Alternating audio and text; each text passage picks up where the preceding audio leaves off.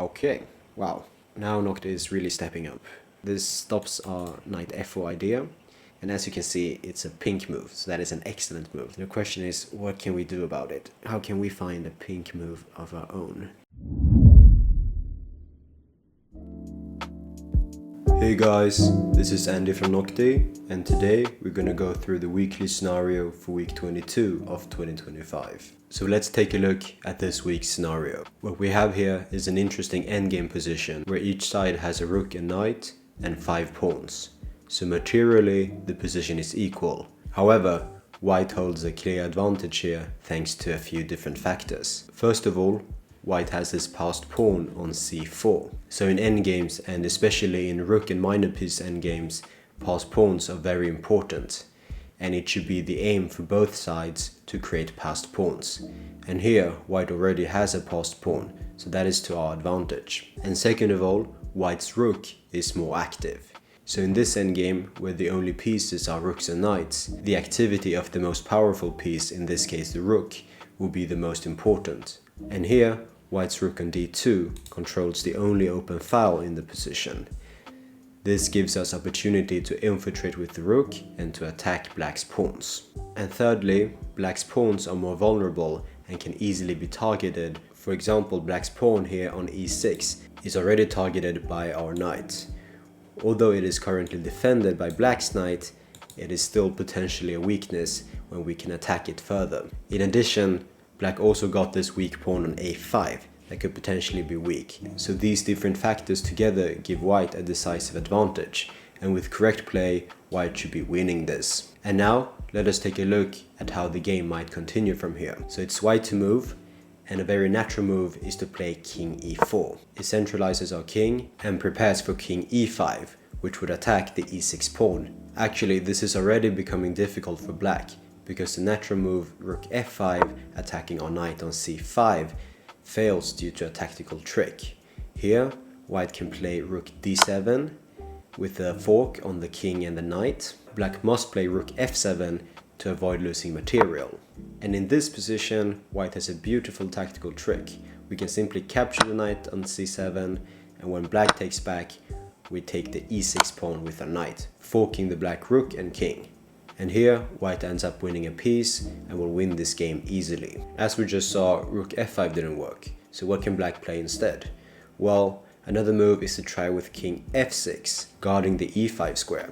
But here, white can use another beautiful idea. We give a check with the knight on d7, and when black moves the king, we jump into the beautiful square of e5. And from there, we of course attack the rook on f7, but also we threaten to bring in our rook with rook d7 check.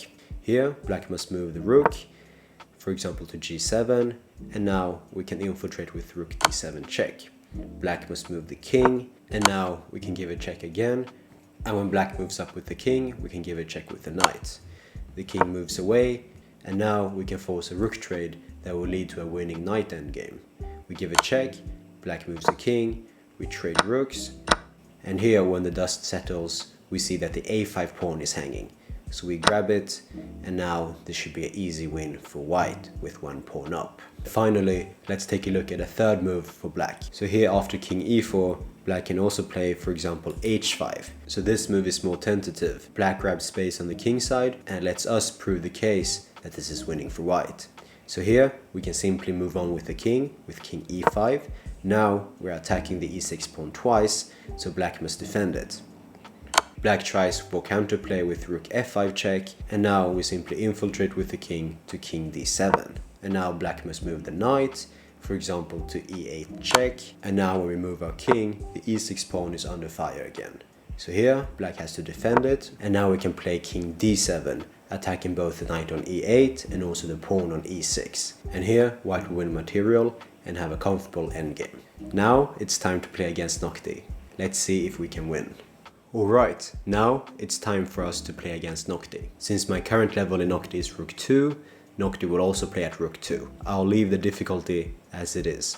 So here, as we discussed, I'm gonna go ahead and play king e4. Let's see what Noctie does. Okay, Noctie plays h5. Interesting. So here Noctie saw that rook f5 didn't work. And here we can simply move on with our plan and play king e5. Now we are attacking the e6 pawn. Let's see what Noctie does. Okay, interesting. So far Noctie follows the example game. Noctie defends actively by giving a check. Here we don't have to worry. We can simply move in with the king and attack both the knight and the pawn. What happens here? Alright, Noctie gives a check with the knight. Important to note here is that although the e6 pawn is hanging, we cannot grab it because the knight on c5 will be hanging. So here we have to be very careful and patient. It's important not to rush things in the endgame, especially when you're ahead. So here we can simply play king c6. This protects our knight and the e6 pawn is hanging once again. Let's see what Noctie does. This is quite difficult for black since the e6 pawn cannot really be protected. Whoa, interesting. So here Noctie realizes that the e6 pawn couldn't be defended, so instead she opts for an active pawn push, e5. So here we have to stop for a moment and think this through. First of all, the capture on e5 isn't a good idea because that will shatter our pawn structure and black will get active counterplay. Instead, I'm thinking of playing rook d7, giving a check and see where black goes. I think that's a good idea. Let's go with that. Alright. Okay, so black goes king h6. It looks like a weird move because the king goes away from the action. Generally in endgames we want to activate our king and put it as close to the action as possible. But on the other hand, when we have a knight here, it could be vulnerable for forks. So king h6 might just be a sensible move. So what do we do here? I think I'm gonna keep creating threats so that black is forced to react. Rook d8 looks like a good move. Nice. We got blue, which is a great move. That is nice to see. The question is what black does. Okay, knight f6. Isn't the rook getting trapped here? I think we can just play e4 and then black is forced to sacrifice the knight because the rook will be hanging. I think that is good. Let's go with that. Whoa, this is very interesting. It looks a bit strange at first. It looks like Noctie is just hanging the rook.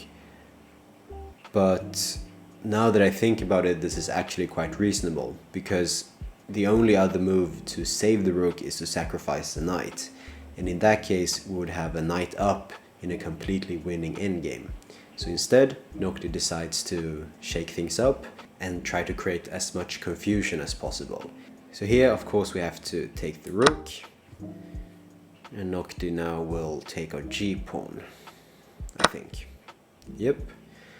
So we are a whole rook up, but still we have to be careful not to let this g-pawn become too dangerous. What do we do here? Yeah, I think we can capture there.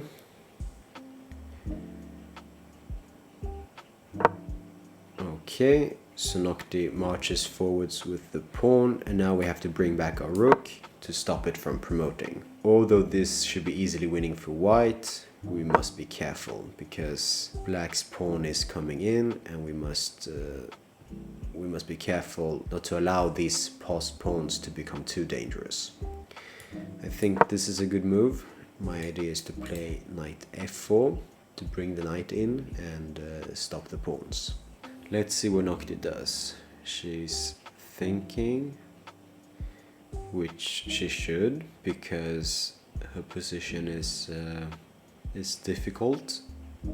Perhaps she's trying to cook up another trick. The next move, we're gonna play knight f4 if Noctie doesn't do anything. Okay, wow. So now Noctie is really stepping up. Knight h5, so this stops our knight f4 idea, and as you can see, it's a pink move, so that is an excellent move, so that is a very strong move. So the question is, what can we do about it? How can we find a pink move of our own? This is actually getting a bit tricky because, let's see here, if we don't do anything special, then Noctie will just play h3. And after h3, I think we're actually losing, because then Noctie will play h2, and these two connected passed pawns will be really strong. So the question is, how can we stop h3? Our rook must keep an eye on the g1 square, and yeah, Noctie is playing h3 on the next move. Yes, I think I have an idea. We play g7, sacrifice a pawn. Noctie must capture it with the knight, otherwise we're getting a new queen. Okay, and now my idea is to play knight f4, bringing back the knight. Yes, so happy to get an excellent move. I think that's exactly what we needed, and perhaps that's the only way to win this, because now the idea is that we can take the g-pawn. So with the g-pawn gone, Black's position is immediately much worse, because the h-pawn alone cannot create enough trouble. Here I can play this move, pinning the pawn, so the pawn now can't capture a knight because it's pinned. And actually here Black cannot defend the h-pawn, so on the next move we can take it. Yep, she pushes, but that doesn't change anything, we can just capture it. And now we have an easily winning position with the whole rook up. So the rest, we just have to be careful not to make any simple mistakes, and then we should be able to win this.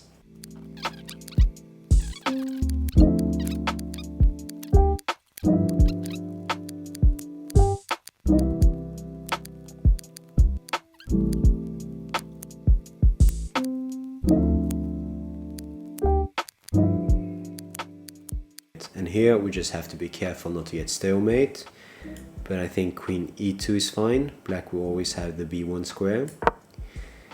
And now we get checkmate in the next move.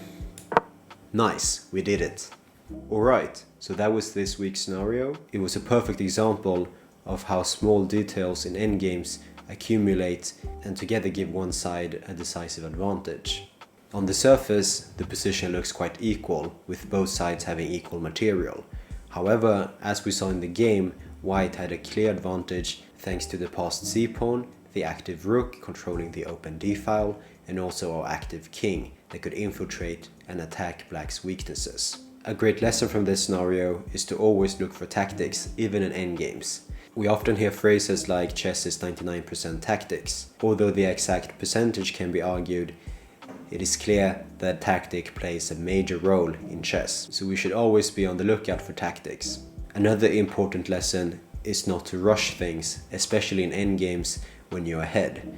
Oftentimes, when you're ahead in endgames, you get eager and want to convert the game and end the game quickly. And that gives the opponent opportunities to both set traps to trick us and also to create counterplay, making the position more complicated than necessary. If you need a refresher on endgame fundamentals, such as rook endgames and pawn endgames, we have created lessons in Noctie that can help you with that.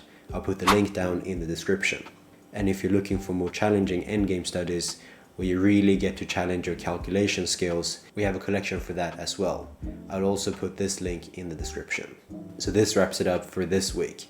If you like this walkthrough, please hit subscribe so you don't miss out on future videos. And as always, thank you so much for watching and happy playing. Bye bye. And as always, thank you so much for watching and happy playing. Bye bye.